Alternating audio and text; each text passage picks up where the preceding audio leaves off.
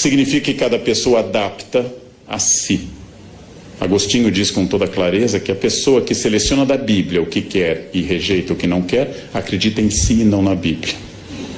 E esta é a regra de hoje. Olha que Agostinho não conheceu o que acontece hoje. Essa é a regra de hoje. Você é católico? Sou. Então o Papa é infalível. Não, não acredito nisso. Maria é virgem. Ah, não, essa parte eu não concordo. Você é contrário à pílula anticonceptiva? Não, eu sou a favor da pílula. Não, você acha realmente que é pecado, por exemplo, isso e aquilo? Não, isso não. Então, meu filho, o que você é? Já que nenhuma das crenças católicas é sua, mas é a customização da fé. Não, a igreja diz isso, eu vi na Bíblia, mas eu acho que é assim. Essa é a autoridade contemporânea. O eu se sobrepõe a tudo. Ah, eu sou católico, mas eu gosto de acreditar na reencarnação. Bem, o Papa Pio IX definiu como heresia a reencarnação. Mas como você responde? Não, mas o Papa é o Papa, eu sou eu acho. Ou seja, eu não estou pensando que alguém deva ser dogmático ou não. Não estou pensando se alguém deva acreditar ou não, ser fiel à linha da sua igreja, adventista, presbiteriana, luterana, católica ou da comunidade judaica. Eu estou pensando como eu customizo a fé, como eu adapto ao meu interesse. O Deus do século XXI é, de todos os períodos da história, o Deus mais pessoal e subjetivo. É o meu Deus, não é o nosso. Ele é o menos autoritário e o menos exigente. Ninguém acredita que será condenado, isso é uma característica brasileira. A Veja fez uma longa pesquisa. Ninguém acredita que vá para o inferno. Na Idade Média as pessoas tinham quase certeza que seriam condenadas. Hoje ninguém mais vai para o inferno. E a pesquisa da Veja incluiu presídios e políticos. Ninguém vai para o inferno. Quando eu era criança, na aula de catequese, o padre Alexandre, em São Leopoldo, falava da visão das crianças de Fátima que caíam no inferno como folhas de outono. E a gente se assustava, eu pelo menos me assustava. O inferno está fechando as portas por falta de candidatos. Todos se acham dignos do paraíso. Essa é uma característica contemporânea. A fé se customizou e Deus me entende. Deus me entende. Bandidos, gente, fazem o sinal da cruz antes de assaltar. Isto é uma característica específica nossa. Temos um certo panteísmo, ou seja, é um Deus diluído em todos os lugares, um animismo panteísta, e a subjetividade, é o meu Deus. Eu rezo do meu jeito, do jeito que eu gosto, nas ocasiões que eu acho importantes. Eu irritei uma vez uma colega de avião, que eu pego muito, porque pela primeira vez na vida, 2 anos já, foi em agosto, o avião arremeteu em Congonhas. Eu nunca tinha passado por isso. Ele tenta pousar, não consegue. E vai de novo. E você testa a força do esfíncter anal. Não, você testa a sua consciência intestinal num grau alto. E ele vai fazendo aquele esforço sobre aquela área que a TAM tentou fazer o mesmo e não conseguiu. Você sobrevoa aquela área. Então, é aquele momento, eu, fiel a uma certa ideia ainda de ser gaúcho, fingi tranquilidade. Lendo o meu livro. A senhora do meu lado fazia sinais da cruz ferozes, né? De tudo que é tipo ortodoxo, com 3 dedos, meio satanistas de baixo para cima, mas fazia todos os sinais da cruz possíveis. E aí o avião estabiliza, você solta, verifica se está tudo bem, e ela me perguntou, o senhor não reza? Eu disse, olha, a senhora já rezou. A área mínima de proteção me inclui, né? Eu estou do lado dela. Deus não vai matá-lo, não? A ideia, ela me olhou com olhares terríveis. Eu gosto de dizer essas coisas, né? Num avião ano passado, uma senhora deu aquela tremida e me disse, minha Nossa Senhora Aparecida. Eu disse, olha, padroeiro da aviação é Nossa Senhora de Loreto. Não reze para a entidade errada, né? Você vai pedir Nossa Senhora Aparecida, não é o departamento dela, ela rejeita, o avião cai. Nossa Senhora de Loreto. Guardem a palavra. Nossa Senhora de Loreto. Bem, o panteísmo e a subjetividade vêm junto com infantilização. Esse tipo de mensagem de um Deus infantilizado, entre o cafona e a infância, entre o kitsch e a teologia, é hoje dominante. A ideia de Deus é um Deus infantilizado, não é à toa que a expressão Papai do Céu está em alta. Nada de Deus de sofrimento, nada do Deus da Sexta-feira Santa. A procissão do Senhor morto não é mais, a dor. A paixão segundo São Mateus, do luterano Bach, é vista pela beleza artística, não mais pelo conteúdo. É o Deus infantilizado, é o Deus meio cafona que vem sempre ao meu encontro de braços abertos. O Cristo juiz, o Cristo de Mateus 25, o Cristo condenador, o Cristo do fim do mundo está em crise. O Cristo salvador, a soteriologia, a salvação divina está em ascensão. As imagens dizem sempre: este carro pertence a Jesus, creio em Deus, até o Porta dos Fundos tem um videote que Jesus vem reclamar o carro. Já que você disse que esse carro é de Jesus, Jesus vem levá-lo embora. A adaptação da mensagem religiosa à mensagem de propaganda é outra característica notável deste mundo. A ideia de que eu devo manifestar publicamente, muito mais importante que eu manifeste na camiseta, no carro e no adesivo, do que eu viva qualquer preceito evangélico. Ou seja, aquele motorista que está escrito, esse carro pertence a Jesus, ou tem o peixe, sim, um dos símbolos mais antigos do cristianismo, e hoje de pertencimento a uma igreja específica, também fura o sinal vermelho e vai. Ou seja, esse carro pertence a Jesus, mas o motorista continua demoníaco, absolutamente demoníaco. A base disso é que a religião hoje tem que ter uma mensagem clara e pessoal. Faz sucesso o padre, o pastor, o pregador, o rabino, inclusive, que fale de cura e prosperidade. E não traga às pessoas a dimensão trágica da existência. A relação é individual, não rezo mais pelo país. Eu rezo sempre por mim e pela minha família. E, finalmente, ela é sempre positiva. Padre, pastor, rabino, mulá islâmico, que fale muito em compromissos, em obrigações e outras questões, perde público. Eu tenho que ser positivo. Essa é uma imagem de um pintor famoso e que faz esse Jesus pop. É uma imagem clássica do coração de Jesus, é um Jesus do século XVIII para o XIX, essa imagem, mas foi aqui adaptada a uma linguagem pop. Jesus com um coraçãozinho na cara. Não é ruim nem bom, o historiador não faz isso. Isto é apenas uma infantilização customizada da imagem de Jesus. Não é menos fiel, já que não temos nenhuma imagem de Jesus. Não é menos fiel à imagem original, mas é uma customização de um Buddy Christ, de um Cristo legal, que me entende sempre, que está sempre ao meu lado, que não estabelece obrigações. Nós temos hoje, como em tudo, inclusive na lei, uma religião dos meus direitos e nunca dos meus deveres. Isso vale para a Constituição brasileira, isso vale para a religião também. Ser cristão significa que Jesus me protege, óbvio.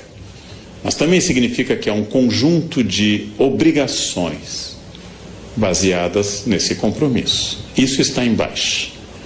Jesus amigo, Jesus protetor, Jesus Buddy Christ, Jesus legal, é hoje uma marca. Jesus é o meu melhor amigo. Jesus simpático, Jesus handsome, bonitão, estendendo a mão, é o meu melhor amigo. O Jesus da cruz está embaixo.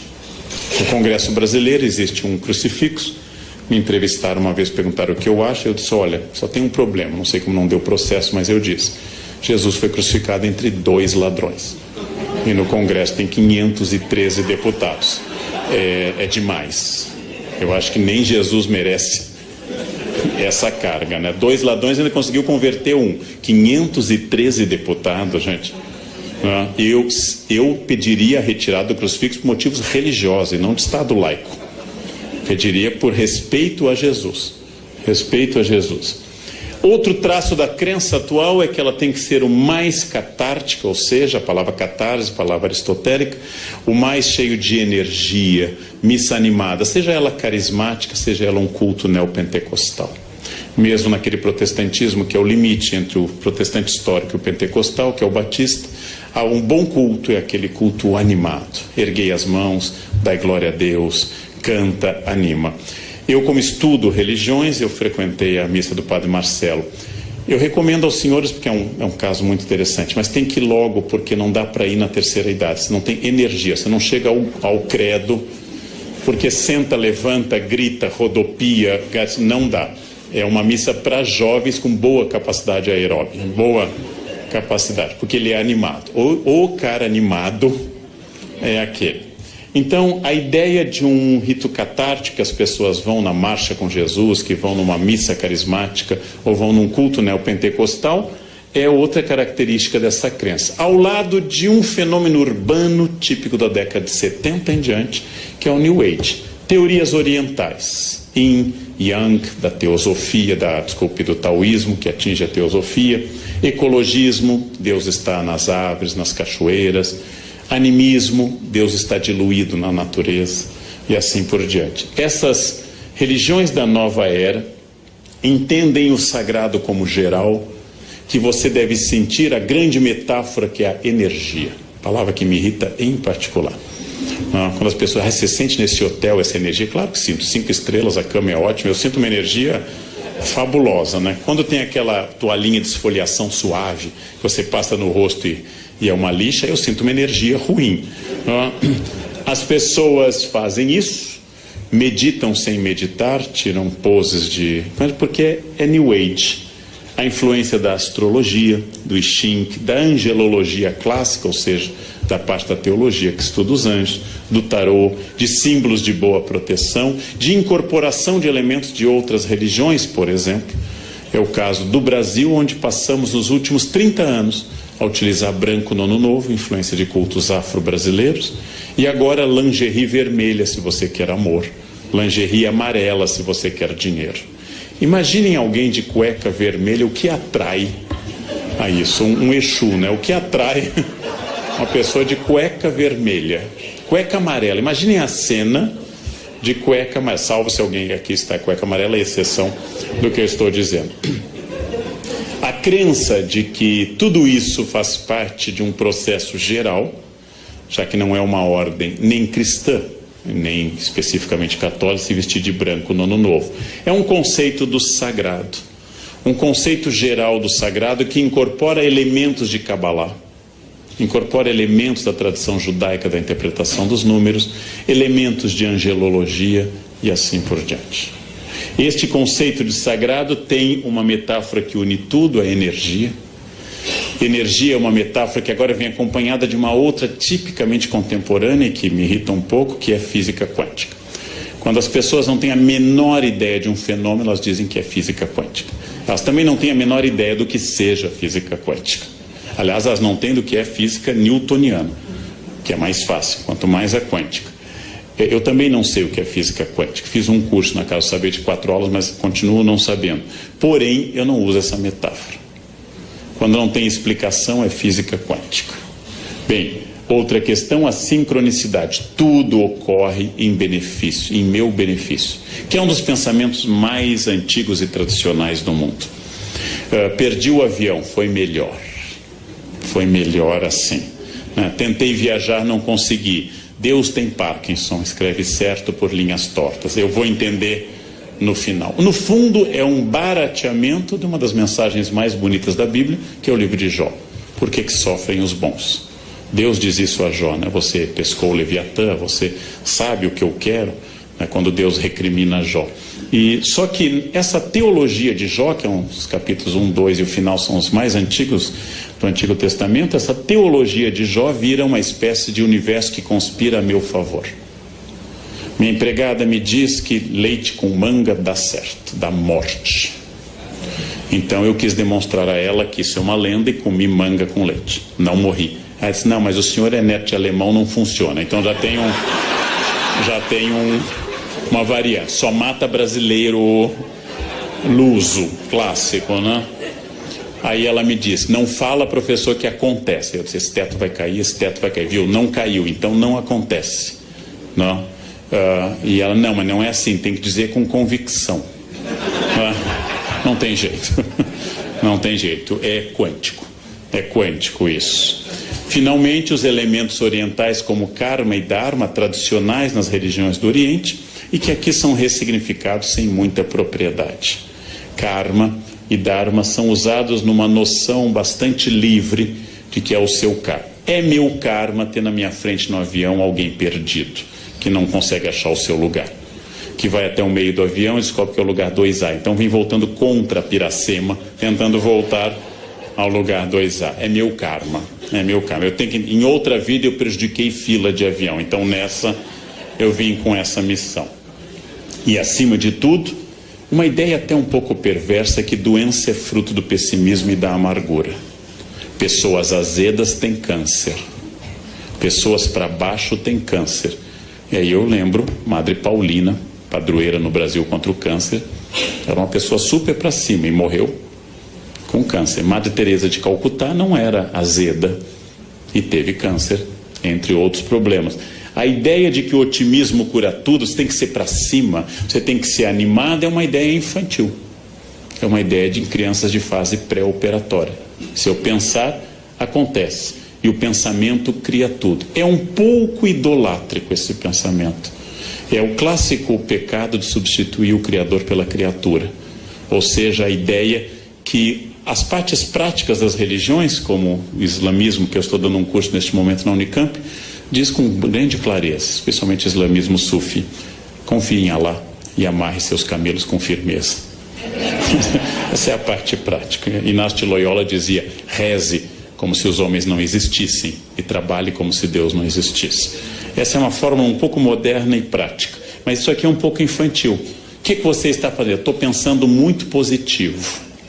É um pouco problemático isso. Há uma nova consciência que mistura conceitos indígenas, culto à natureza, chás, maconha, ayahuascas, ervas e assim por diante. Essas pessoas fundem num sincretismo contemporâneo essa crença. Eu vou dar um exemplo que eu visitei e não conhecia ela. Quando eu fui a primeira vez, ela já tinha falecido. Mas a tia Neiva é uma ex-caminhoneira que fundou perto de Brasília o Vale do Novo Amanhecer, onde as pessoas se vestem com roupas egípcias, incas, católicas. E ela já faleceu, e aqui está a tia Neiva com seus mentores, que são entidades indianas e indígenas, e também católicas. E aqui estão as pessoas que eu fotografei no Vale do Novo Amanhecer, vestidas com roupas ora ciganas, ora que elas atribuem que seja da época de Jesus e assim por diante. Essa comunidade é gigantesca. Então muita gente vai para lá e segue. Essa é uma customização fabulosa que vem acompanhada nas cidades de um outro fenômeno, a teologia da prosperidade. Substituindo talvez a teologia da libertação, que pregava uma análise sociológica de base provavelmente de materialismo dialético, surge uma ideia de que Deus, ao abençoar, traz a prosperidade pessoal. São os cultos que eu frequento bastante para fazer anotações, em que se diz, por exemplo, se eu conheci Jesus e eu saí do Serasa.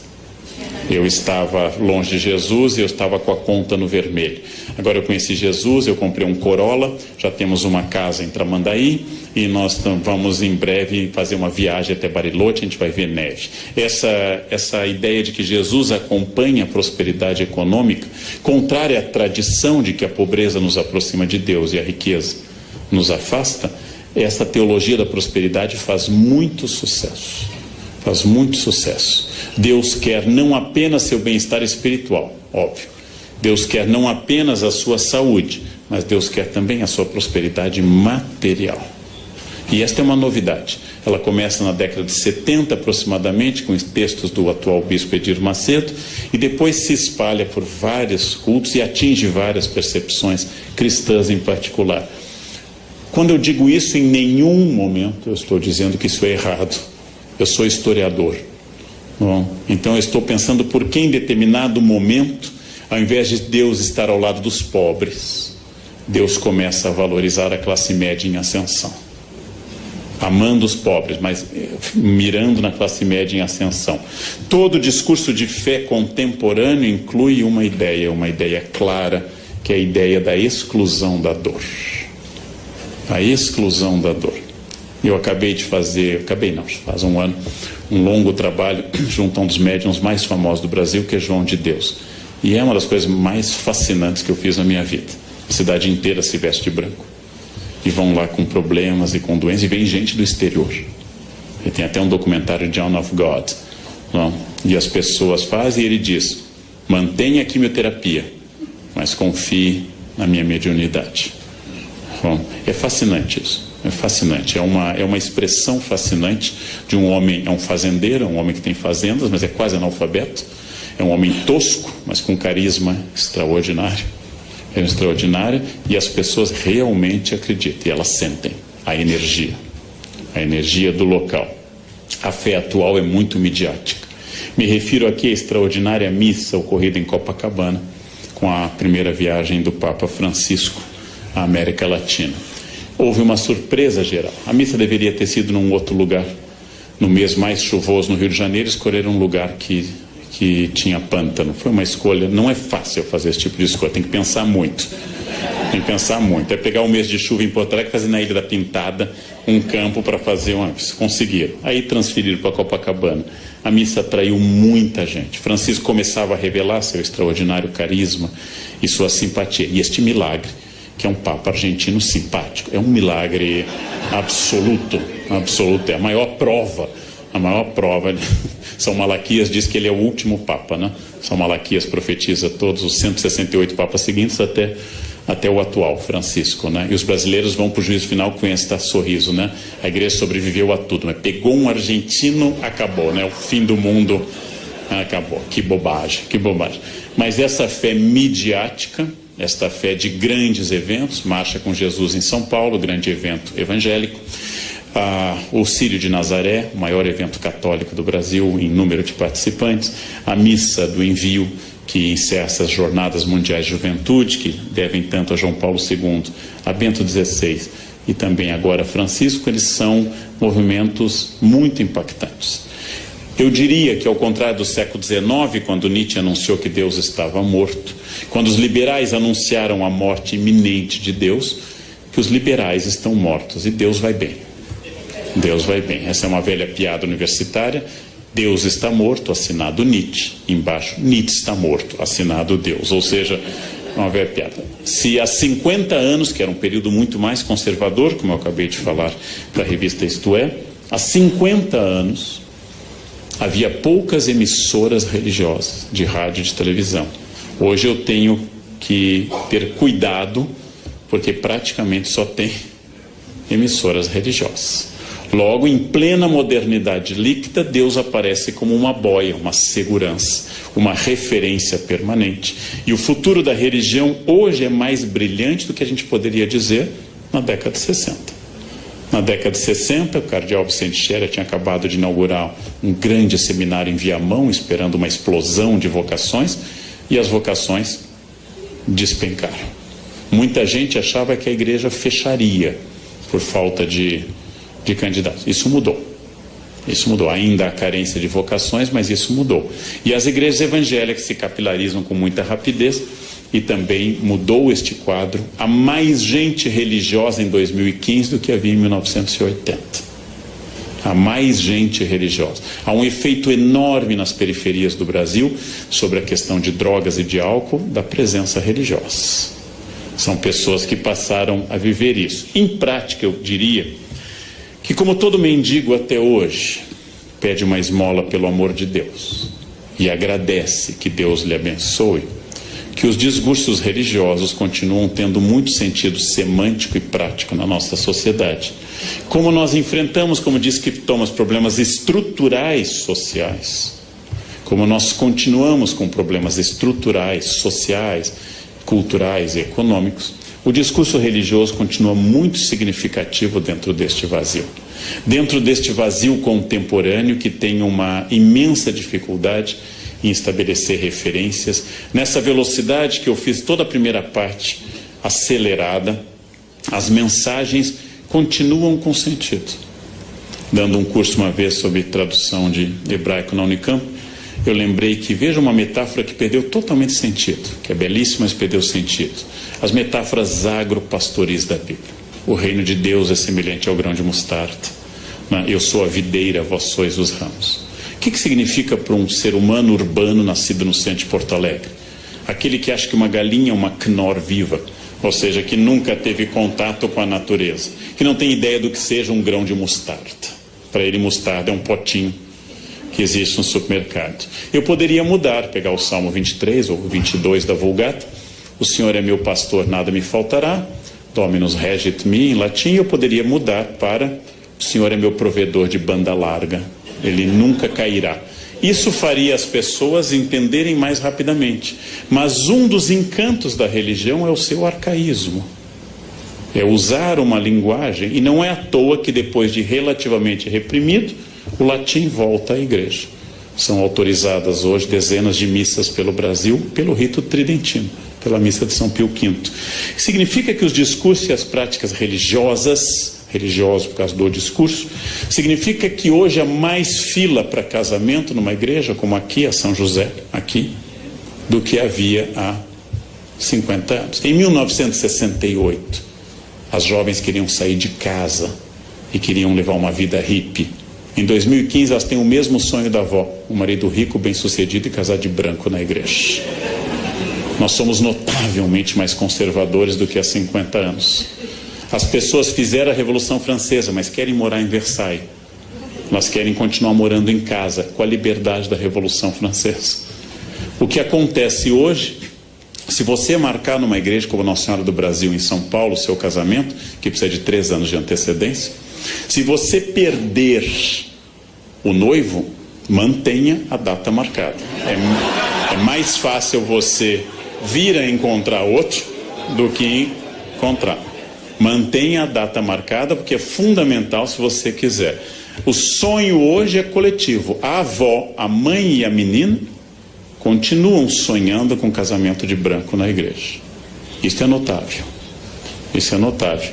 Nós continuamos explicando mazelas sociais por tudo isso.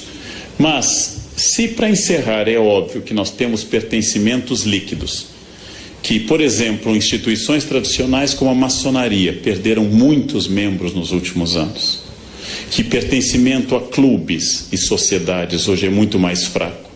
Se é verdade que hoje está em ascensão um Deus pessoal e positivo, que o Deus da obrigação, o Deus terrível, o Deus de Mateus 25, como eu disse, não está na moda, e que as fronteiras se diluíram, eu também posso pensar, para encerrar, uma questão mais filosófica. Esse Deus atual apropriado pelas pessoas. Esse Deus que exige muito pouco de mim e confirma a minha vida. Já que hoje nós confirmamos tudo. Eu devo comer esse quindim? Eu sempre tenho uma resposta.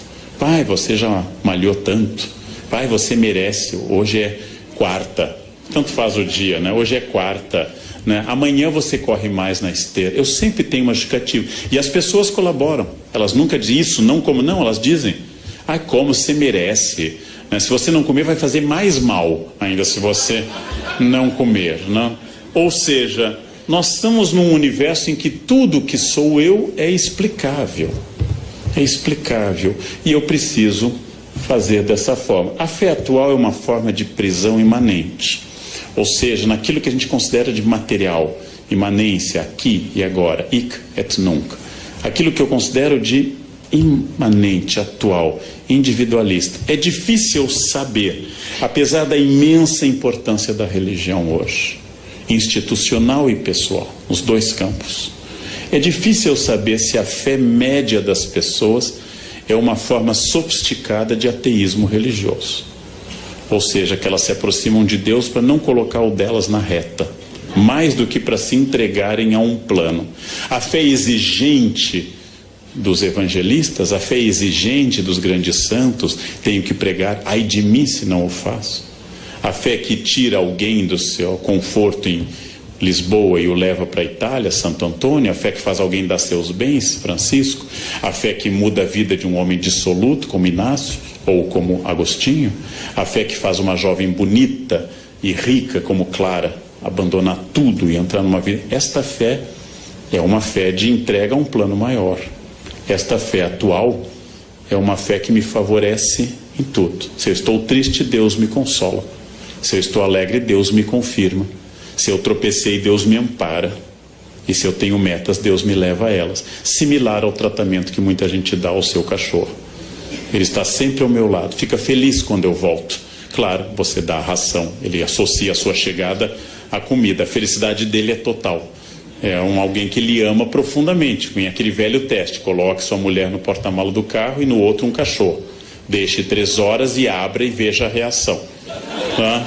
Aí você vai saber quem lhe ama de verdade. O cachorro que você colocou vai ficar super feliz que você abriu o porta-malas. As mulheres raramente interpretam isso como felicidade. O que significa isso? É mais uma vez essa contradição que eu trabalhei ao longo da minha fala. É possível que nós estejamos num dos momentos mais religiosos da história humana. Haja vista a grande quantidade de manifestações, associações, instituições, congressos, etc. É possível. E é possível que uma parte desta nova religiosidade tenha a ver com a emersão de um homem líquido que dá muito pouca importância a algo que não lhe favoreça. E eu diria, não sendo religioso, que o maior desafio dos religiosos hoje é cristianizar os cristãos.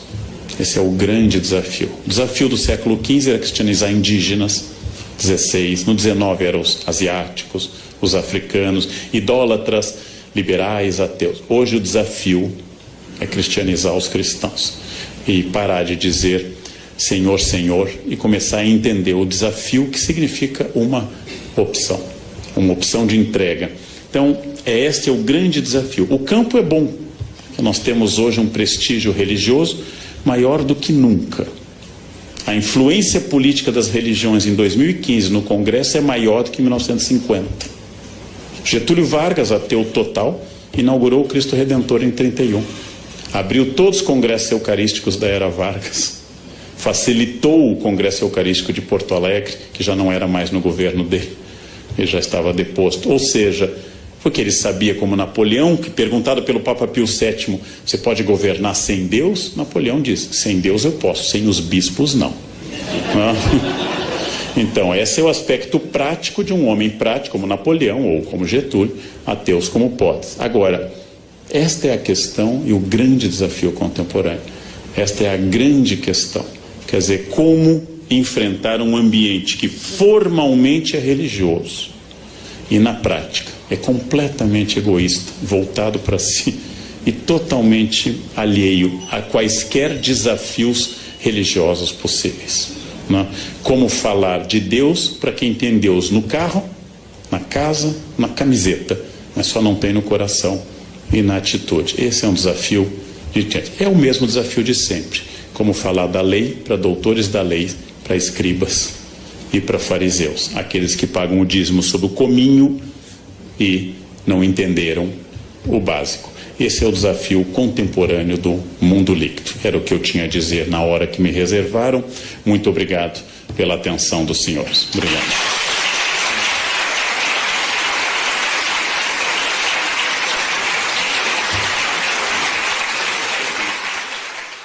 Descubra sua personalidade com o teste Pensax. Faça o teste grátis e comece sua jornada de autoconhecimento.